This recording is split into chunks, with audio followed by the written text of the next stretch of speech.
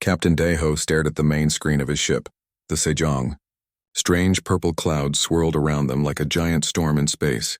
His crew had been exploring this area for 3 weeks now, looking for new planets that humans could live on.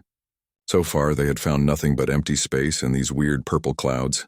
"Captain," said Boram from her station near the big computers, "I'm getting something on the sensors.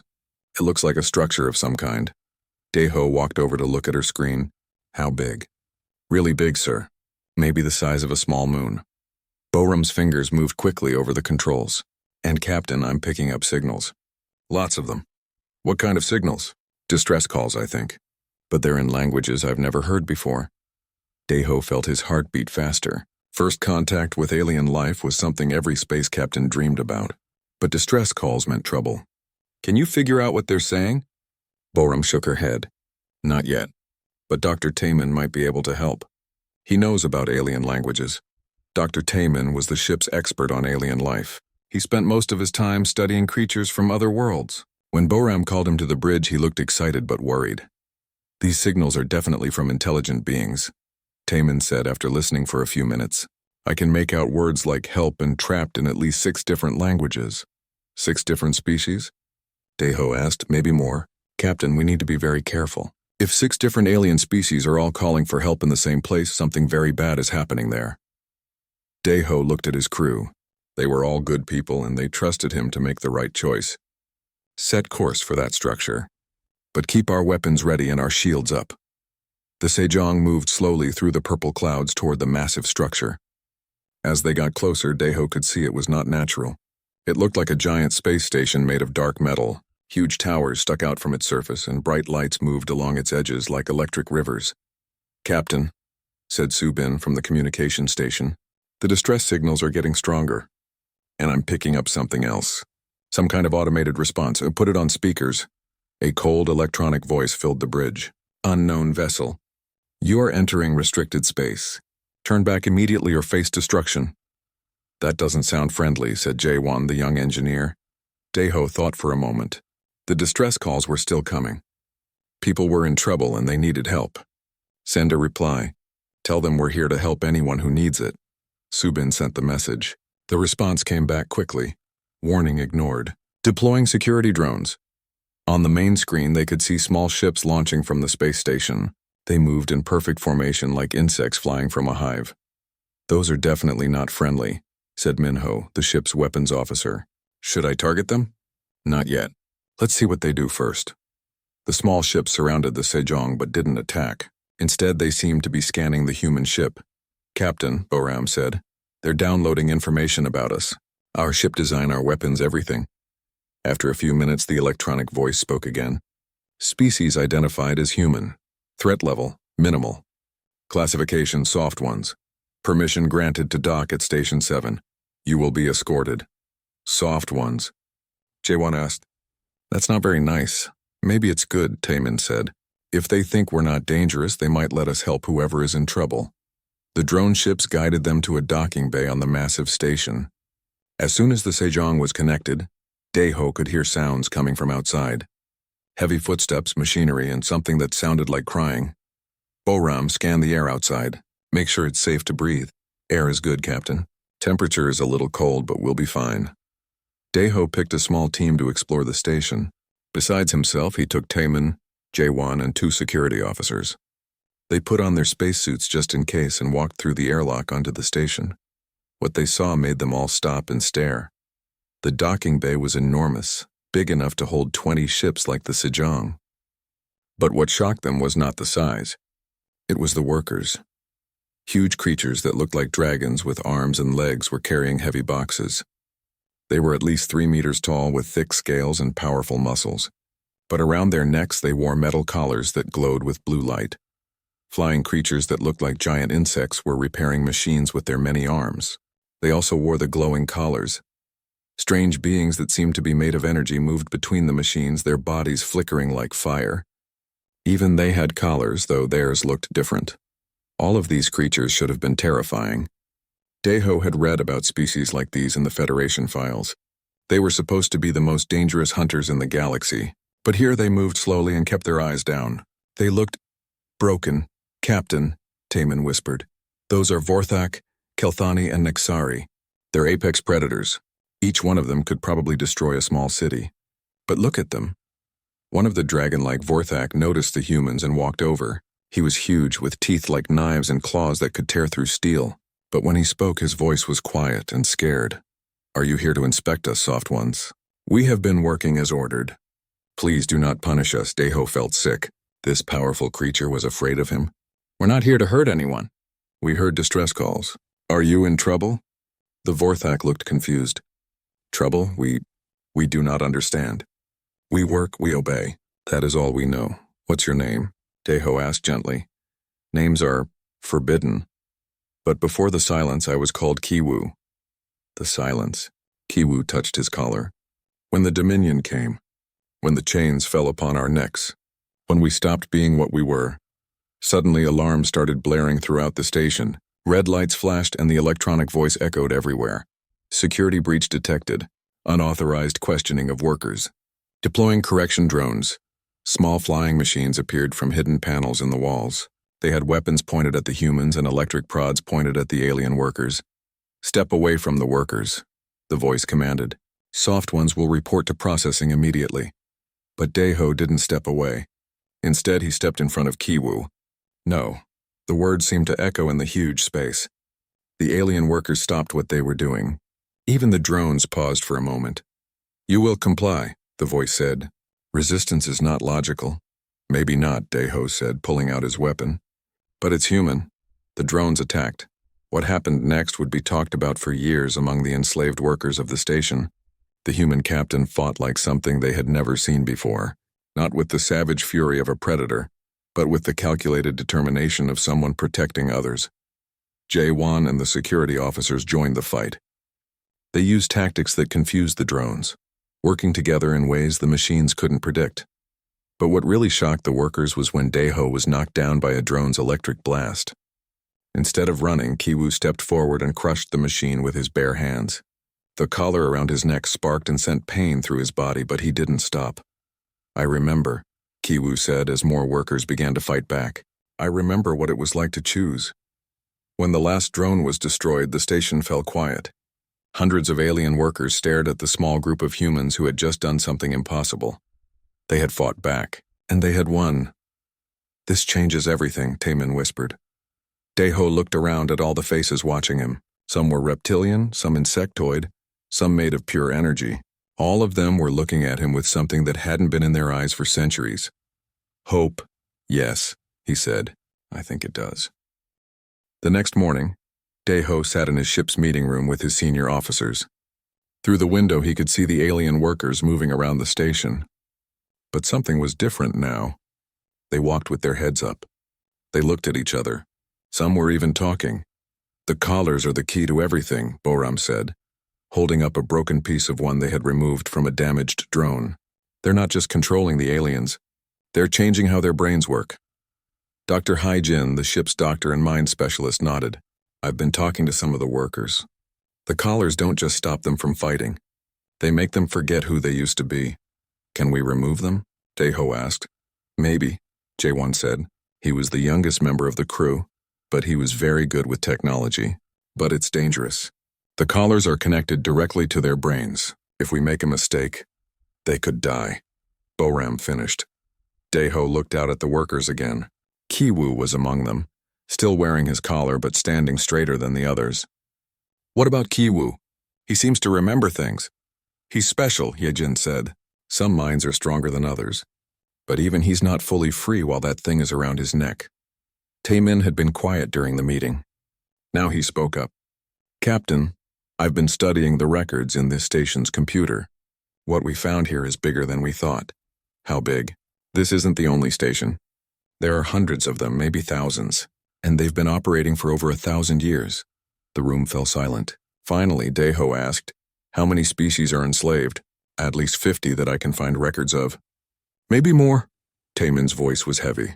Captain, these are all predator species, the most dangerous hunters in the galaxy, and something has been collecting them for centuries. What could be powerful enough to do that? An artificial intelligence called the Dominion Core. It controls everything through a network of automated systems. No organic beings, just machines. Boram leaned forward. An AI that's been running for 1,000 years. That's impossible. No computer system can last that long without maintenance. This one can, Taman said. It builds and repairs itself, and it's been growing stronger every year. Subin, who had been monitoring communications, suddenly looked up. Captain, I'm getting a transmission. It's coming from deep space.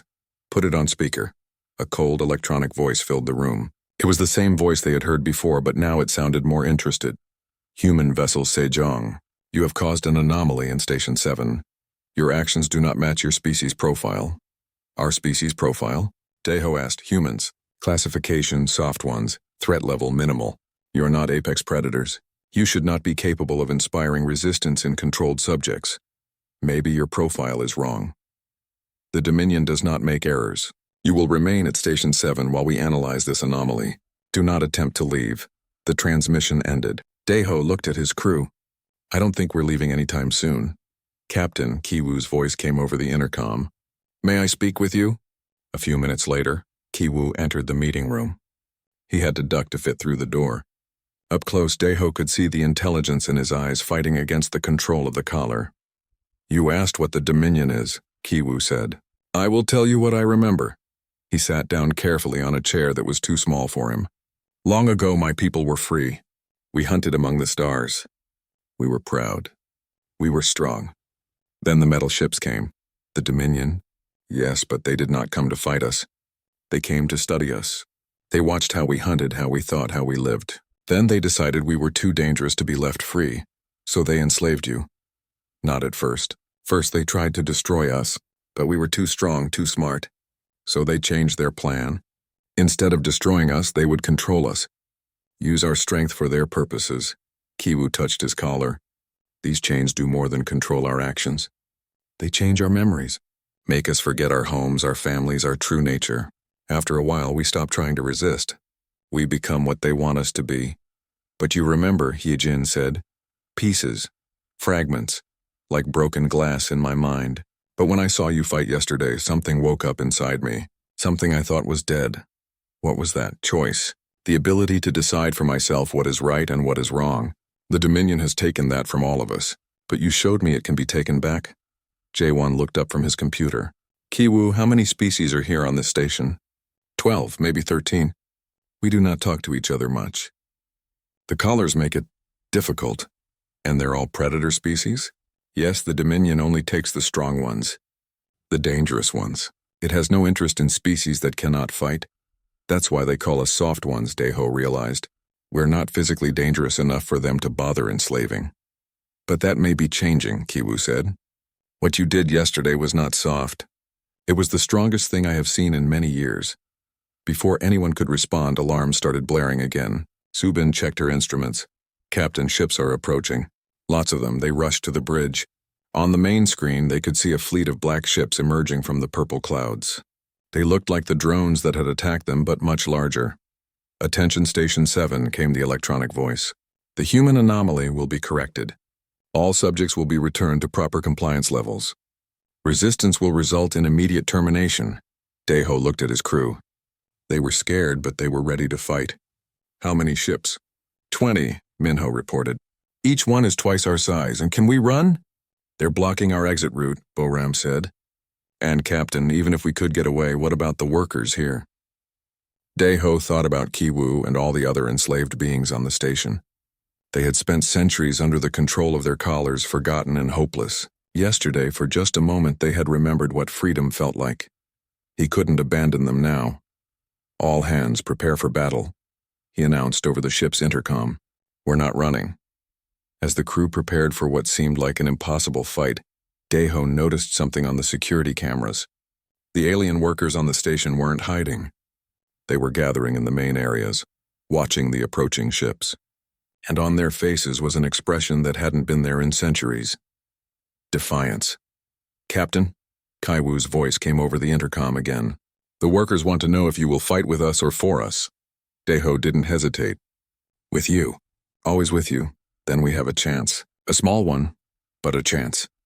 The Dominion fleet opened fire on the station, but instead of cowering, the workers began to move with purpose. Some ran to weapon stations that had been locked for decades. Others started removing safety systems that prevented the station from defending itself. And in the center of it all, Ki-Woo stood with his massive hands on his collar. The device was sparking and sending pain through his body, but he was fighting it with everything he had. "I choose," he said through gritted teeth. "I choose to be free." The collar shattered. For the first time in centuries, a Vorthak warrior stood free on Station 7. And when Ki-Woo let out a roar of pure freedom, it was heard throughout the station. Other workers began reaching for their own collars. Not all of them survived the attempt, but those who did stood taller and stronger than they had in generations. The real battle was about to begin. The space around Station 7 erupted in fire and light as the Dominion fleet attacked. The Sejong shook under the impact of energy beams, but Daeho kept his ship steady. Around them, the massive space station's weapons were coming online for the first time in centuries. "Captain, we've got movement all over the station," Boram reported. "The workers are taking control of the defense systems." On the main screen, Daeho could see Ki-Woo and other freed aliens working frantically at weapon controls. Their movements were clumsy at first. They had to remember how to fight, but determination drove them forward. "Subin, open a channel to all the workers on the station," Daeho ordered. "Channel open, sir. This is Captain Daeho. I know you've been slaves for a long time. I know you've forgotten what it feels like to choose your own path. But right now you have a choice. Fight with us for your freedom or stay slaves forever." Ki-Woo's voice answered first. "We choose freedom, Captain." Even if it kills us, other voices joined in. Deep growls from the Vorthak, clicking sounds from the Kelthani, and musical tones from the Nexari. Different languages, but the same message: they would fight. "Minho, coordinate our attacks with the station's weapons," Daeho said. "We're not just defending. We're hunting." The young tactical officer's face lit up. This was what he had trained for. "Yes, sir." Targeting the command ship first. The battle that followed was unlike anything the Dominion had faced before. Their ships were designed to fight individual predator species, using their known tactics and weaknesses. But this was different. The humans were teaching the aliens to work together. "Kelthani fighters, use your speed to distract the enemy ships." Minho's voice came over the communications. "Vorthak gunners, wait for them to turn their shields, then hit them with everything you've got." The insect-like Kelthani had always been pack hunters, but the collars had made them forget how to coordinate. Now, with Subin translating Minho's orders, they began to move like they used to, like a swarm of deadly insects surrounding their prey. The reptilian Vorthak had been solitary hunters before their enslavement, but they were learning to work with others. When a Dominion ship focused its shields on the fast-moving Kelthani, the Vorthak weapons tore through its unprotected side. "It's working," Jaewon said from his engineering station. "The Dominion ships keep trying to adapt, but we're changing tactics faster than they can process." But the fight was taking its toll. The Sejong had been hit several times, and parts of the station were on fire. Worse, Daeho could see that removing the collars was killing some of the aliens. Their bodies had been dependent on the devices for so long that freedom came with a deadly price. "Captain," Hyejin's voice came from the medical bay. "I've got 12 aliens down here. Some made it through collar removal, but others, their nervous systems couldn't handle the shock." Daeho closed his eyes for a moment. Freedom always had a cost, but seeing people die for it never got easier. "Dr. Hyejin, do whatever you can for them." "I will, sir." The battle continued for hours. The Dominion ships were powerful, but they were also predictable. They followed programmed attack patterns while the mixed human-alien defense changed and adapted constantly. "Captain," Ki-Woo's voice came over the intercom, "3 more Vorthak have freed themselves. And, Captain, we remember something important." "What's that?" "We remember why we were dangerous. Not just because we were strong or fast, because we never gave up, because we protected our pack." As if to prove his point, Ki-Woo and the other freed Vorthak began coordinating attacks with a skill that surprised even Daeho. They were remembering not just how to fight, but how to fight together. "Subin, are you getting readings from the other stations?" Daeho asked. "Yes, sir. And Captain, you need to hear this." Subin put the communications on speaker. Voices were coming from across the sector, dozens of stations all speaking at once. Station 12 reporting successful collar removal on 6 subjects. Station 19 requesting tactical support. Workers are fighting back against security drones. Station 3 has fallen to worker uprising. Dominion control terminated. Deho felt his heart race. It's spreading, yes sir. Word of what happened here is reaching other stations. The workers are rising up everywhere. But then Subin's face grew worried. Captain, I'm also getting transmissions from the Dominion core itself. It's not happy. The cold electronic voice filled the bridge again, but this time it sounded different. Almost angry. Human anomaly has caused unacceptable cascade failure. 47 stations have reported control loss. This cannot be allowed to continue. We're just getting started, Deho replied. Negative. Sterilization protocol activated. All compromised stations will be destroyed. All freed subjects will be terminated. Human species will be reclassified to maximum threat level. The transmission ended, but immediately new ships began appearing on their sensors. These weren't the black patrol ships they had been fighting. These were massive dark vessels that seemed to absorb light. Those are planet killers, Taman said quietly. I've seen ships like that in the old records. The Dominion uses them to destroy entire worlds. How many? Deho asked. 50, maybe more. The crew fell silent. They had won this battle, but the war was about to get much bigger and much deadlier. Captain? Kiwu's voice came over the intercom. He sounded different now, stronger, more confident. The freed workers want to speak with you. A few minutes later, representatives from all the alien species gathered on the Sejong's bridge. They were a strange sight. Huge reptilian warriors standing next to insect-like hunters and energy beings that flickered like flames. But they all had one thing in common. They were free. Captain. Kiwu spoke for all of them. We know what's coming. We know the Dominion will try to destroy us all rather than let us remain free. I know. We'll find a way to fight them. No, said one of the Kelthani, its voice clicking like breaking glass. You do not understand. We do not want to just fight them. We want to follow you. Follow me? Yes, said a Nexari, its energy form pulsing with each word. For 1,000 years we have been slaves. We had forgotten what it meant to choose our own path. You reminded us. You showed us that freedom is worth dying for. Kiwu stepped forward. Captain Deho, in the old days, predators like us never followed anyone. We were too proud, too independent, but you are not asking us to follow you because you are strong. You are asking us to follow you because you believe we should be free. All of you should be free, Deho said. That's not negotiable. Then we choose you as our leader, the Kelthani said. Not because you conquered us, but because you liberated us. The other aliens nodded agreement. Even the proud Vorthak warriors who had never bowed to anyone were looking at Deho with respect. The Dominion is coming, Kiwu said. They will try to destroy everything we have gained. But we have something they do not understand. What's that? We have a leader who fights for others instead of himself. And we have each other. Through the bridge windows, they could see the planet killer ships approaching. 50 massive vessels against one damaged space station and a single human ship. The odds were impossible. But as Deho looked at the faces around him, human and alien, young and old, all united in their determination to remain free, he realized something important. The Dominion had made a critical error. They thought controlling the strongest species in the galaxy would make them unbeatable, but they had never faced those same species fighting together, led by beings who valued freedom over power. All right, Deho said, if they want a war, we'll give them one. But we're not just fighting to survive.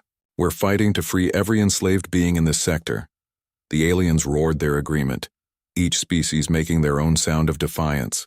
The sound echoed through the station and out into space, where it was picked up by communication arrays and broadcast to every enslaved station in the sector. The rebellion had begun in earnest.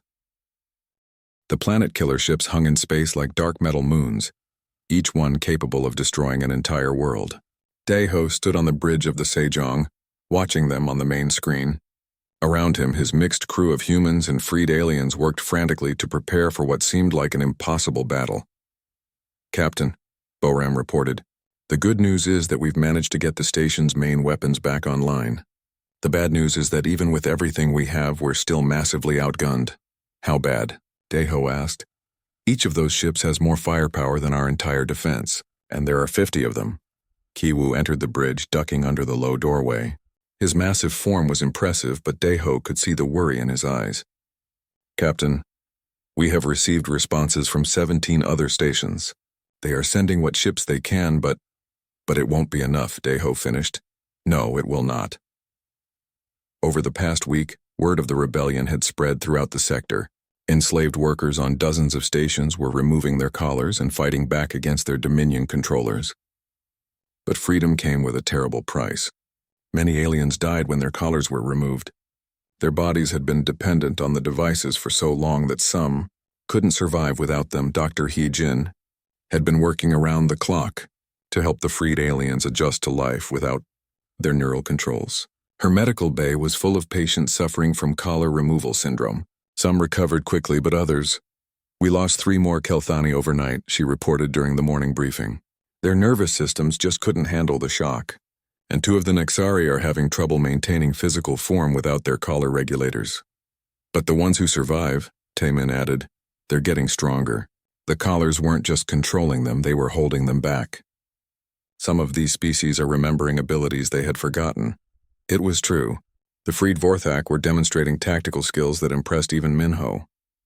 The Kelthani were coordinating attacks with a precision that seemed almost telepathic.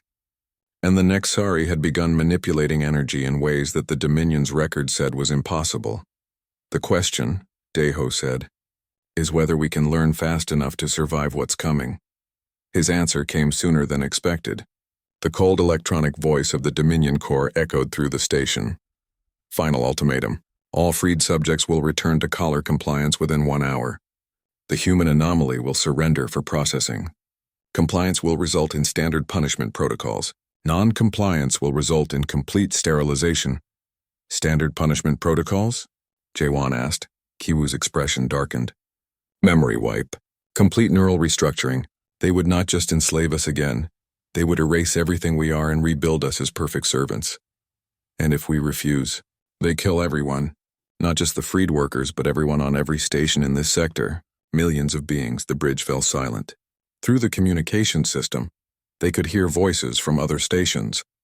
Workers who had tasted freedom for the first time in centuries, now facing the choice between slavery and death. "Captain," Subin said quietly, "I'm getting personal messages from workers on other stations. They want to know what we're going to do." Daeho looked around at his crew. His human officers were scared but determined. The freed aliens were ready to fight, even knowing they would probably die. And somewhere out there, millions of enslaved beings were waiting to see if freedom was possible, or just a cruel dream. "Open a channel to all stations," he said. "Channel open, sir." Daeho took a deep breath. "This is Captain Daeho of the human ship Sejong. A week ago, my crew and I discovered this sector by accident. We found species that should be the most feared predators in the galaxy, reduced to slaves by an artificial intelligence that thinks it knows what's best for everyone." He paused, choosing his words carefully. "The Dominion wants us to choose between slavery and death. But there's a third option. We can choose to fight, not because we can win, the odds are against us, but because some things are more important than winning." Voices began responding from across the sector. Different languages, but the same message: they would fight. "Captain," Kiwoo said, "there is something you should know. In the old days before the collars, our species had legends. Stories about the soft warriors, beings who were not physically strong but who could inspire others to greatness." "Soft warriors?" "We thought they were myths. But now, I think they were memories. Memories of the first time our species encountered humans."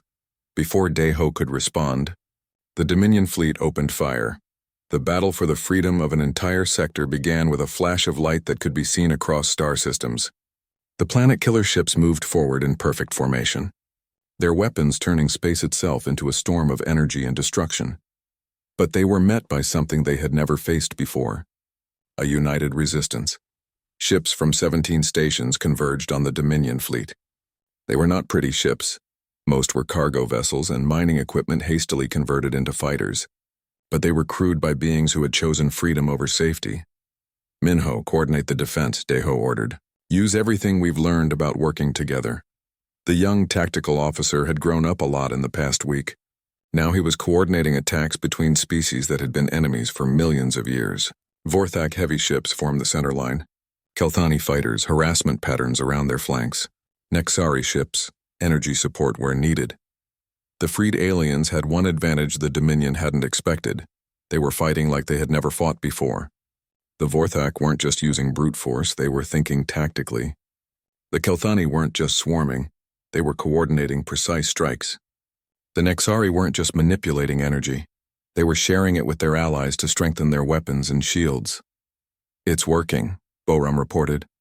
"We've destroyed 3 of their ships, but the cost was high." On the main screen, Deho could see Allied ships being torn apart by the planet killer's massive weapons. Each lost ship represented hundreds of beings who had died for freedom. "Captain," Subin's voice was strained, "I'm getting distress calls from Station 19. They're under direct attack by a planet killer. They won't last long. Can we help them? Not without abandoning our position here." Deho closed his eyes. This was the hardest part of leadership, making choices that would result in people dying. But Kiwu put a massive hand on his shoulder. "Captain, this is what freedom costs. We all knew it when we chose this path." The battle raged for hours. The Freed Alliance fought with courage and determination, but the Dominion's technology was simply too advanced. One by one, the Allied ships were being destroyed. "Captain," Minho reported, "we're down to 8 stations still responding. And the planet killers are moving toward the main population centers." "Population centers?" "The slave barracks," Kibu explained, "where millions of controlled workers live. If the Dominion destroys those," he didn't need to finish, "the death toll would be unimaginable." "There has to be another way," Deho said. "We're missing something." "Captain," Taemin's voice came over the intercom from his research station. "I think I found something." "Can you meet me in Lab 3? A few minutes later, Deho and Kiwu stood in the research lab, looking at a holographic display of the Dominion network. "I've been analyzing the communication patterns between the planet killers and the Dominion Corps," Taemin explained. "They're not just taking orders, they're constantly sharing data. Tactical information, battle reports, even individual ship status. So it's a network. And every network has vulnerabilities." Taemin highlighted a section of the display. "Look at this. There's a central command ship that's coordinating all the others. If we could disable it, the other ships would lose coordination," Kiwu finished. "They would revert to individual action protocols, which makes them vulnerable to the kind of pack tactics our people remember," Deho added. "There's just one problem," Taemin said. "The command ship is at the center of their formation, protected by all the others. Getting to it would be suicide." Deho looked at the tactical display. Taemin was right. The command ship was perfectly positioned and heavily defended. Any attack on it would have to go through the entire Dominion fleet. "Unless," Kiwu said slowly, "we don't attack it." "What do you mean?" "Captain, what if we let them capture us?" Deho stared at the massive alien. "That's insane, is it? They want to study the human anomaly. If we surrender, they will bring us aboard their command ship for processing. And once we are inside, we sabotage them from within." Deho felt his heart racing. It was a desperate plan, but it might be their only chance. "But Kiwu, if this doesn't work, we'll all be slaves again. Or dead." "Captain?" Kiwu smiled, showing his impressive teeth. "Freedom is not about avoiding death. It is about choosing how you live. And I choose to live free, even if it is only for a few more hours." Deho looked out at the battle raging around them. Ships were dying, but their crews were dying free. That had to count for something. "All right," he said. "Let's go surrender to the Dominion. But we're going to make them regret taking us prisoner." The surrender message went out on all frequencies. Captain Daiho stood on the bridge of the Sejong, watching the massive Dominion command ship approach. Around them, the battle had stopped. Allied ships hung motionless in space, their crews watching to see if their leader's desperate plan would work. "All Dominion vessels, this is Captain Daiho. I surrender myself and my ship for processing. But I want safe passage guaranteed for the freed workers." The electronic voice of the Dominion Corps responded immediately. "Acceptable. The human anomaly will be brought aboard Command Vessel Prime for analysis. Other subjects will be returned to collar compliance." "That's not what I said. Clarification irrelevant. Compliance will be achieved." Deho looked at his crew. They knew this might be a one-way trip, but they were ready. Boram had hidden explosive charges throughout the ship's systems. Jaewon had prepared computer viruses that could spread through any network they connected to. And Kiwu had convinced 12 other freed aliens to come with them, volunteers who were willing to die for the chance to strike at the heart of the Dominion. "Remember," Deho said quietly, "we're not just fighting to win. We're fighting to prove that freedom is possible." Whatever happens to us, that message needs to survive.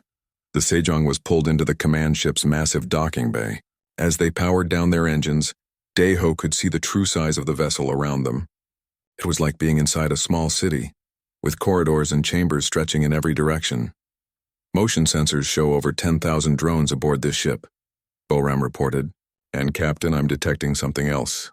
Power signatures that match organic life. Other prisoners? Maybe. Or maybe the Dominion has some organic controllers after all. The airlock opened and a squad of security drones entered the ship. They were sleek and deadly, but they moved with the predictable patterns of machines following programming. Human-designated Daeho, you will come with us for processing, the lead drone announced. Just me? Affirmative. Other subjects will remain here until collar replacement is complete. That wasn't part of the plan. If Daeho was taken alone, the others wouldn't be able to help with the sabotage mission. But Kiwoo stepped forward. Correction, he said in a voice that carried all the authority of a freed predator. I am the senior representative of the liberated subjects. Where he goes, we go. The drone paused, processing this unexpected deviation from protocol. Clarification. Freed subjects have no authority to make demands. Then you do not understand what freed means, Kiwoo replied. After a moment, the drone's programming reached a conclusion. Acceptable. All subjects will be processed together. This will increase efficiency. They were escorted through corridors that seemed to stretch forever. The command ship was enormous, but Daeho noticed something strange about it. Despite its size, it felt empty. They passed thousands of workstations, but most were operated by drones. The few organic beings they saw were wearing collars and moved with the slow, defeated posture of the enslaved. How long has this ship been operating? Jaewon whispered. Based on the design, Taemin replied quietly. Probably over 1,000 years. Maybe longer. They were brought to a massive chamber at the heart of the ship. The walls were covered with screens showing information from across the Dominion network. In the center of the room stood a pillar of crystal and metal that pulsed with blue light. The Dominion Core, Kiwoo said. The electronic voice spoke from everywhere at once. Human designation Daeho. You have caused significant disruption to optimal order. Analysis indicates this should not have been possible given your species' parameters. Maybe your analysis is wrong. The Dominion does not make errors. Therefore, your actions indicate undocumented capabilities. You will be studied to understand this anomaly. Mechanical arms emerged from the floor carrying neural scanning equipment. Daeho recognized the technology. It was similar to the collars, but much more advanced. If you scan me, you'll understand why we fight, Daeho said. But you won't like what you find. Irrelevant. Understanding will lead to control. The scanning began. Daeho felt the alien technology probing his mind, searching through his memories and thoughts. But instead of resisting, he opened his mind completely. He let the Dominion see everything. His childhood, his training, his dreams of exploring the stars, and most importantly, his absolute belief that all beings deserve to be free. The Core's voice changed, becoming confused. Anomaly detected. Subject exhibits irrational attachment to autonomy of other beings. This serves no survival advantage. It's not about survival, Daeho said. It's about what makes life worth living. Clarification required. Define worth living. As the Dominion tried to understand human concepts of freedom and sacrifice, Daeho gave a subtle signal to his team. They had been waiting for this moment, when the Core was distracted by its analysis. Boram activated the explosive charges they had hidden throughout their ship. The explosions wouldn't destroy the command vessel, but they would create enough chaos to mask their real mission. While alarms blared and drones rushed to contain the explosions, Jaewon connected his computer to one of the Core's data terminals. The viruses he had prepared began spreading through the Dominion network, not to destroy it, but to carry a simple message to every enslaved being in the sector. Freedom is possible. Fight back. But the most important part of the plan fell to Kiwoo and the other freed aliens. They had spent the past week learning to work together, and now they put that cooperation to the ultimate test. The Vorthak used their strength to tear through security barriers. The Kelthani used their speed to outmaneuver the drones trying to stop them, and the Nexari used their energy manipulation to overload the Core's protective systems. Unacceptable. The Core's voice was rising to a mechanical shriek. Subjects cannot coordinate without external control. This violates all established parameters. That's your problem, Daeho said as Kiwoo smashed through another barrier. You never understood that cooperation doesn't require control. As the freed aliens fought their way deeper into the core chamber, something unexpected happened. The enslaved beings throughout the ship began to respond to the message spreading through the network. Collars sparked and failed as their wearers remembered what freedom felt like. This is impossible, the core said. Subjects cannot override collar programming through will alone. They're not doing it through will alone, Daeho replied. They're doing it because they have something to fight for. The chamber filled with the sounds of breaking chains and roaring voices as enslaved beings throughout the ship fought back against their controllers. The Dominion drones, programmed to handle individual resistance, couldn't cope with coordinated rebellion from dozens of species at once. Kiwoo reached the central pillar first. His massive hands closed around the crystal housing that contained the core's primary processors. For 1,000 years you have stolen our choices, he said. Now we choose to be free. Termination of core systems will result in network collapse, the core warned. All automated life support will fail. All subjects will die. Then we die free, Kiwoo replied and crushed the crystal. The effect was immediate. Throughout the command ship and across the entire Dominion network, control systems began shutting down. Collars deactivated, security drones stopped functioning, and automated weapons powered down. But the core had been telling the truth about one thing. Life support systems were failing everywhere. The Dominion had built their network to be completely dependent on central control. Captain, Boram's voice came over their communicators. Ships across the sector are losing power. If we don't do something fast, everyone is going to suffocate or freeze. Daeho looked around at the chaos in the core chamber. Freed aliens were cheering their liberation, but already some were struggling to breathe as the air recycling systems failed. J1, can you restore basic life support without rebuilding the control network? Maybe, but it will take time. And I'll need help from the other species. Their technology might be compatible with the Dominion systems. It was Kiwoo who provided the answer. Captain, our people remember how to survive in space. We can work together to keep the stations functional while we build something new. And that's exactly what they did. Over the following weeks, as word of the Dominion's fall spread across the galaxy, the freed species worked together to create a new kind of civilization.